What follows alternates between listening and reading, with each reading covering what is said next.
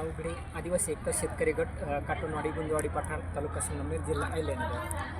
आज आमचा पूर्ण गट जे काही GPL स्पर्धा होती पाणी फाउंडेशनची 2025साठी, तर त्यासाठी कोणत्याही प्रकारचं बक्षीस नव्हतं, परंतु गट शेती काय असते आणि गटानं मिळून जे काही गट शेती केल्यामुळं उत्पन्नात वाढ होते आणि एकत्र येऊन जे काही कामं होतात त्या संदर्भात मान सन्मान सोहळा पंचायत समिती संगमनेर येथे पाणी फाउंडेशन टीमनं ठेवलेला होता।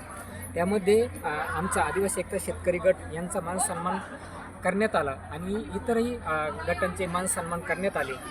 तर मी महाराष्ट्रभरातील जी काही स्पर्धा पुढची फार्मर 2026 ही पूर्ण महाराष्ट्रभरामध्ये होणार आहेत, तर पूर्ण महाराष्ट्रभरातील शेतकऱ्यांना मी असं आवाहन करतो की पहिल्यांदा आपण आपला गट तयार करायचा। गट तयार केल्यानंतर जे काही प्रशिक्षणाची गरज असेल प्रशिक्षण घ्यायचं आणि प्रशिक्षण घेऊन आपण पण चांगला उत्कृष्ट गट बनवायचा आणि चांगल्या प्रकारचं उत्कृष्ट अशी शेती करायची।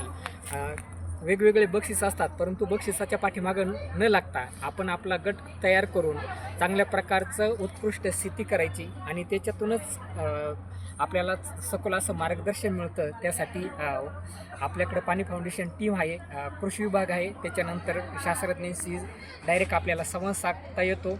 त्यासाठी आमची टीम पूर्णपणे सर्वांनिशी ताकदीनिशी एकत्र आहे।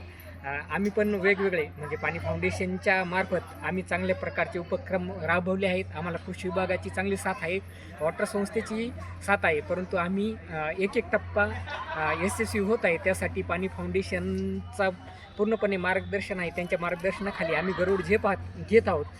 मध्यंतरीच आमच्याकडं नगर जिल्ह्याचे डॉक्टर पंकज आशिया कलेक्टर साहेब यांची भेट झाली। म्हणजे एखाद्या गटासाठी कलेक्टर साहेब येऊन भेट देतात, हे आमच्या गटासाठी खूप मान सन्मानाची गोष्ट आहे। असे म्हणजे अनेक गोष्टी ह्या गटातून सफल होत असतात।